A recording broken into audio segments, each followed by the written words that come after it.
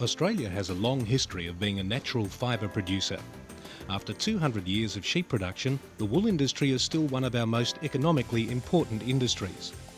Processors have shown the greatest demand is for wool that is well prepared, free of contamination and properly packaged and described. The shearing shed is synonymous with protocols, standard practices and quality control, no matter what's being shorn. Once regarded as curiosities, alpacas are now seen as commonplace in the rural landscape, and just like sheep, the fibre harvesting process needs to be standardised. This video sets out a step-by-step guide to the preferred industry practice for the commercial harvesting of alpaca fibre.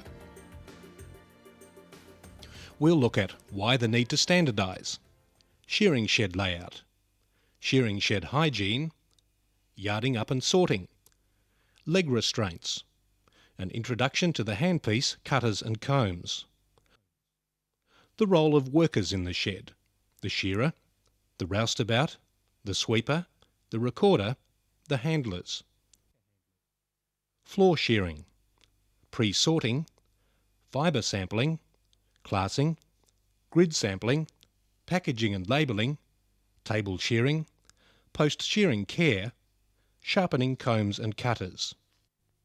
Why standardise fibre harvesting? In the manufacture of synthetic fibre, all the specifications required by a downstream processor are totally under control and are consistent. Machines can produce endless kilometres of perfectly uniform fibre to supply the textile industry. Natural fibre, on the other hand, is disadvantaged by considerable variation in fibre diameter, length and strength. Natural fibre producers need to be aware that the greater the consistency in the quality of their clip, the greater will be the returns. And we find that we have mixed fleeces, mixed for length, mixed for micron, and we have to do all we can to get rid of that problem to make ourselves competitive in the industry. And this is a fleece here that I've just brought out to have a look at. You may see that we've separated some neck wool. The neck will have guard hairs in it. The neck will be, it's shorter and more open and coarser. In the middle of this fleece happens to be a lovely apron. This is just plain guard hairs and kemp. Kemp and guard hairs don't dye, they don't spin, and they stick straight out of the fibre. In other words, they just about ruin all the natural attributes that alpaca has. We have to get rid of those, and it's most important that the grower removes those to start with.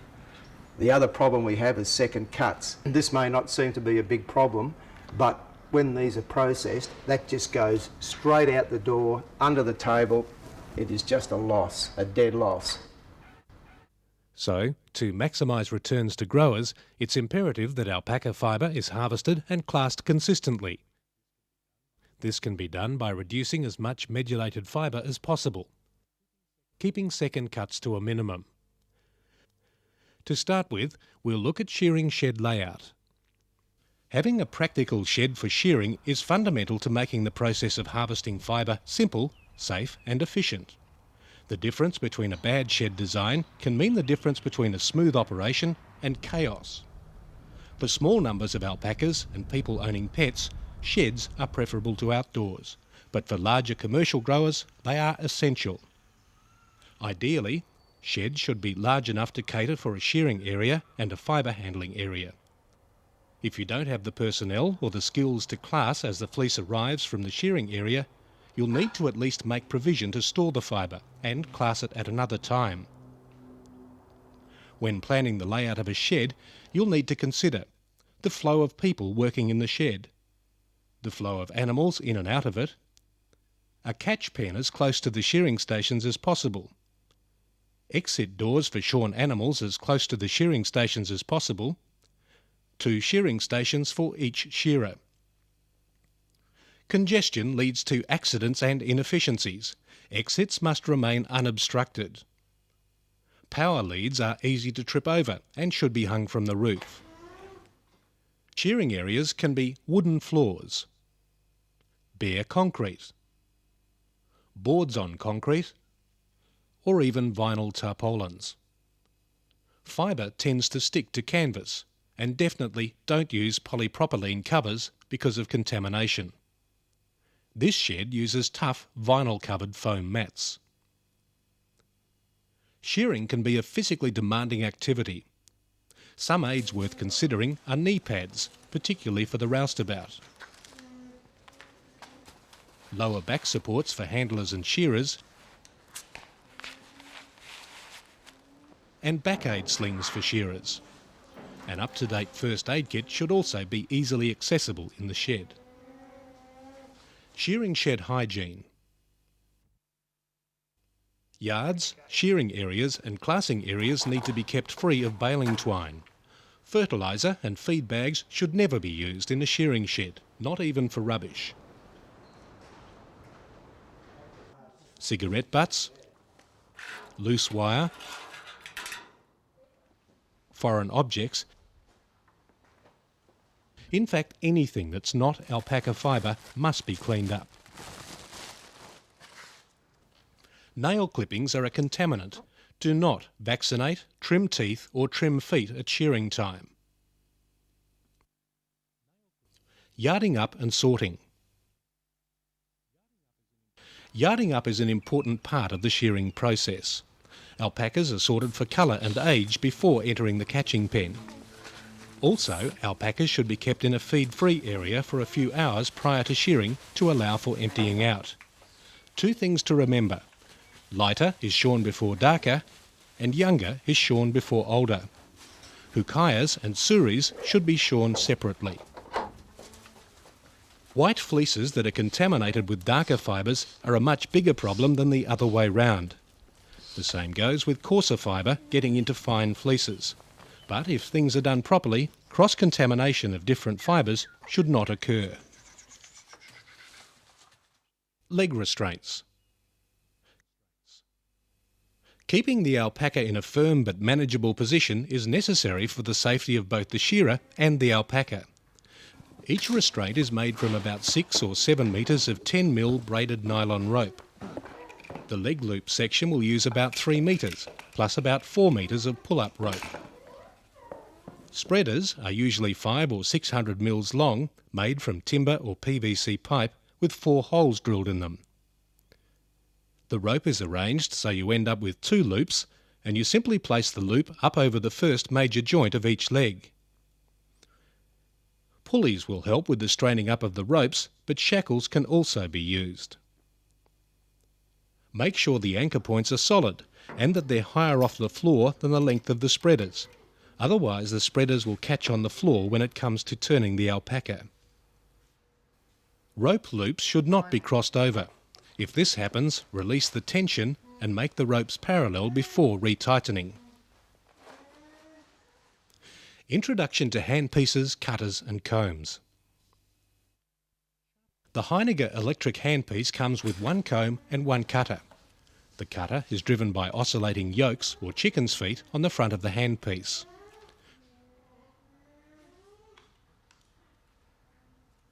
Locating pins on the chicken's feet must go into the holes of the cutter.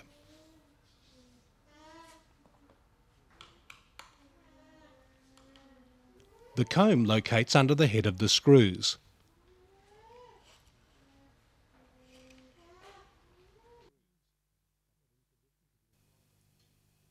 Tighten 1 screw slightly. Turn the handpiece back over and shift the cutter backwards and forwards from one side to the other to check that it completely throws to each side of the comb.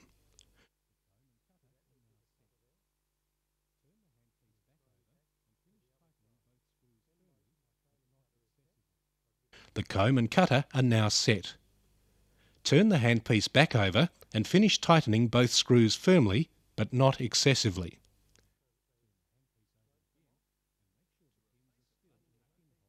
Turn the handpiece over again and make sure the pins are still in the pinholes of the cutter. Now tension up a bit, but not so much that you can't still move the cutter. The handpiece must be oiled each time before you start the machine. Also, apply oil across the comb and cutter. Poor lubrication adds to wear and reduces the life of the cutter and comb. You're now ready to start shearing. To replace a blunt cutter, Unscrew the tension nut so the chicken's feet lift up. Now the cutter will fall out. Replace with a sharp cutter, once again making sure the pins are definitely in the holes.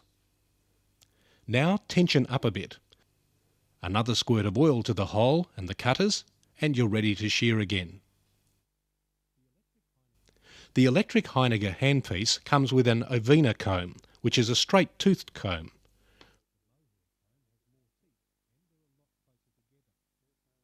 The mohair comb has more teeth and they're a lot closer together. They're slightly pulled on the top side and are a very good comb for shearing alpacas. The camelid comb is similar to the ovina, but has lifters. These leave a small amount of fibre on the alpaca. The role of workers in the shed.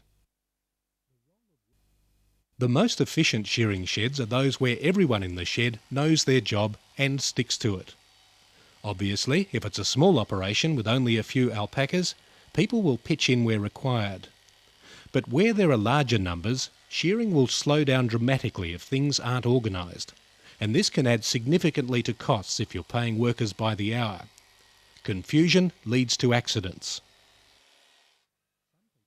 Alpaca handlers. It's the alpaca handler's job to keep alpacas up to the shearer and to release shorn alpacas back into the yards. Some of the handling can be done by one person. Throwing and restraining only requires 2 people. With larger numbers, shearers don't have time to help with restraining alpacas. Handlers need to keep the catch pen full. Alpacas are often easier to manage when they're walked backwards into position. Alternatively, one hand on the neck and a guiding hand, rather than a pulling hand, can be used on the tail. Both handlers need to stand on the same side. Now reach for the leg closest to the handler. Often said with a 1, 2, 3, both handlers lift slightly and at the same time roll the alpaca against their legs and ease it to the floor. One handler can hold the alpaca in this position, while the other handler attaches the restraining ropes and tensions up. An alpaca has to lift its head before it can get up, so keeping its head on the floor with a small amount of pressure can help. There's no need for this to be a rough procedure, with the alpaca being dropped or thrown to the floor. This is a manual handling activity and should only be done by fit and competent handlers. The shearer and roustabout can now step in. The shearer. Some people might have 2 jobs or 3 jobs, but the shearer only has 1. Unless they're being paid to do extra, the shearer's job is to shear, not catch and release alpacas or sweep up or trim feet. For every shearer there should be 2 shearing stations, so there's always an alpaca ready to be shorn. The roustabout. The role of the roustabout should not be underestimated. Next to the shearer, they are the most vital link in the fibre harvesting chain. A good roustie is one who works very closely with the shearer, pre-sorting fibre into different parts as it's shorn off the alpaca. It's the roustie that makes the decisions on where the different qualities lie, and they must be able to keep up with the speed of the shearer. The sweeper.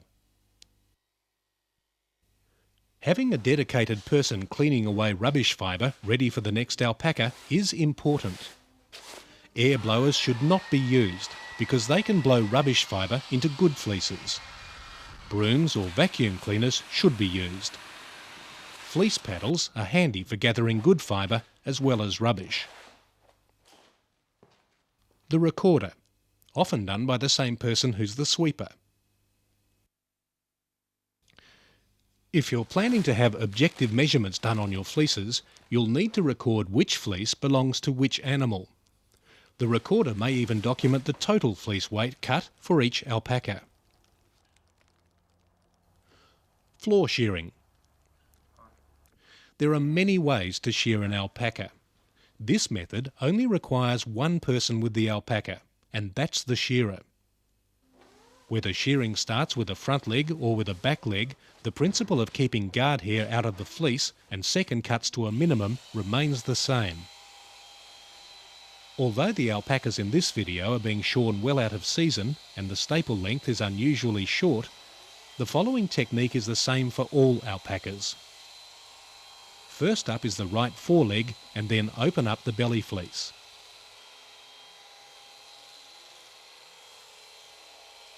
The apron, which usually contains the majority of guard hair, is cleared away. Next comes the left foreleg.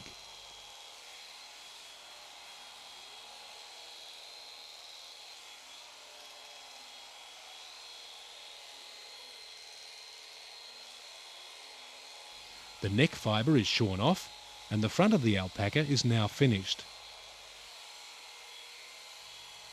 The right hand leg is now shorn and the alpaca is slowly rolled, trimming the tail on the way through to the left hind leg. All inferior fibre has now been cleared away, without the shearer having to revisit any part of the alpaca. Now the saddle can come off, as the alpaca is rolled towards the shearer. Only half the comb is filled as you come up the backbone. This reduces the amount of second cuts on following blows. The comb can be filled where the surface is flat. Note that the shearer has complete control of the alpaca and doesn't require another handler. As a shearer, if you're not confident holding an alpaca by yourself, use a 5 or 6 kilogram sandbag to control the head. It does exactly the same thing as having another handler holding onto the neck. Very occasionally, an alpaca will spit when it's restrained. An old sock over its mouth will stop that. With the two-station system, the shearer and roustabout leave the shorn alpaca and start on the next one. The shorn alpaca can now be released. One handler grips the front and hind legs while the other one releases the ropes. Step back from the alpaca and let it get itself up. The handlers steer it towards the outdoor and can then get the next one ready for the shearer. Pre-sorting. The roustie is responsible for sorting the fibre before it goes to the skirting table. If there's a dedicated classer in the shed, the roustie would take this fibre straight to the skirting table for immediate classing. For the purposes of this video, we'll assume the fibre will be classed at a later date. The first fibre coming off is rubbish from the lower leg, and this needs to go into the rubbish bag. The roustabout needs to keep an eye on where the fibre is coming from and make quick decisions as to which fibre type it belongs to. Fibre of different qualities, fineness and length, need to be kept apart. Use separate smaller plastic bags for tops of legs, neck and pieces. Pieces contain no medullated fibre but are inferior to the rest of the fleece. If it's not going straight to a classer, the saddle goes into the main clear bag. This will need to be labelled to identify the alpaca if objective measurements are needed by the grower. Fibre sampling. Here we see the roustabout place a mid-side sample into a sample bag with the alpaca identification on it. This is where the fleece sample is taken from, but remember it only gives an approximation of the overall fibre produced by the alpaca. Mid-side is simpler and quicker, but grid sampling gives a more accurate picture of what an individual alpaca is growing. The fleece is spread out, and a grid with approximately 100mm squares, which can be imaginary, is placed over the top.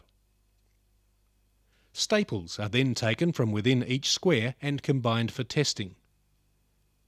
Again, if you're testing individual animals, the identification needs to go with the sample. Preliminary classing. Classing guidelines are driven by the requirements of the processor and may be subject to change from time to time. To be able to class into lines, you'll need to be familiar with the latest guidelines or keep a copy handy for reference. To class any fleece, you'll need to spread it out on a table.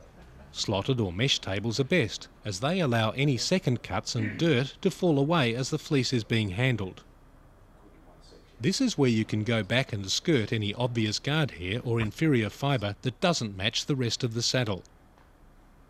When you've finished skirting the fleece, do not throw the two outside edges into the middle. This will increase the amount of coarser fibre going into the saddle. Put the outside edge right across to the other outside edge and then roll it. Packaging and labelling. Fleeces of similar colour and quality can be put in the same bag and separated by newspaper. Classing codes and owner identification can also be included at this point. Don't overfill. Fold the ends over, don't tie them. No staples, no baling twine. If there's sufficient fibre of the same colour, same staple length and same micron, it can be put straight into a wool pack and pressed. If fleeces from different owners are going into the same bale, ownership details will need to be included, and lots can be separated by a cardboard divider. Bales need to be weighed, numbered and addressed before freighting off to the fibre handling centre. Table shearing. An alternative system to floor shearing is using a purpose-built table and is particularly suited to owner shearers. It allows the shearer and roustabout to work standing up as the alpaca is shorn at waist level. The alpaca is brought in by a handler to stand beside the table in the vertical position. Using the belly strap, the alpaca and the tabletop are rotated to the horizontal working position. The same basic restraining system used in floor shearing is also used here, and the belly strap is removed. Bins can be placed in position ready to collect the necks and pieces. This time, shearing starts with the right hind leg. The shearer can stay on the same side and doesn't need to walk around to the other side of the table. Again, the roustabout pre-sorts while the alpaca is shorn so fibre of different qualities are kept separate. An advantage of the table system is that rubbish fibre can be easily swept to the floor, where it's no longer a source of contamination in the saddle fleece. Next is the belly, and the alpaca can start to be rolled towards the shearer. Having a handler to control the head and assist with rolling can be an advantage. The left hind leg can now be shorn before the saddle is taken off. Again, only half the comb is filled as you come up the backbone to reduce the amount of second cuts on following blows. The saddle is now finished and can be pre-classed at a later time. The apron usually has a significant amount of guard hair, and this can be cleared away before shearing the right foreleg. And then onto the inside of the left foreleg. And the right side of the neck. At this point, the rousty will need to come around the table, and the alpaca is rolled back to finish the left front leg and the remainder of the neck. A quick trim of the bonnet and it's done. Like floor shearing, releasing the shorn alpaca is simply a reversal of the restraining process. One handler must have control of the alpaca at all times until it's finally released. Post-shearing care. Most alpacas are shorn in spring, when sudden changes in weather can still occur. Where possible, keep newly shorn alpacas in sheltered paddocks to minimise the risk of hypothermia. Ensure there's a plentiful supply of feed. If extreme weather conditions are forecast or sheep weather alerts are given, consider the option of shedding or yarding under cover. Sharpening combs and cutters. The most important part of shearing is having sharp cutters and combs. Because alpacas like to roll, they often carry a lot of dust and sand in their fleece, and this leads to blunt gear. If you have an alpaca that struggles during shearing, by far the most likely cause is blunt cutters and combs. Blunt cutting equipment pulls the fibre, causing discomfort. Blunt gear also leads to heat build-up and slower shearing. Remember, a well-lubricated handpiece running with sharp cutters and combs will not get hot. Before we can do any sharpening, we need to set up the Heiniger discs and the double-sided clamp plate. Using the grinder spanner, undo the clamp plate bolt and nut.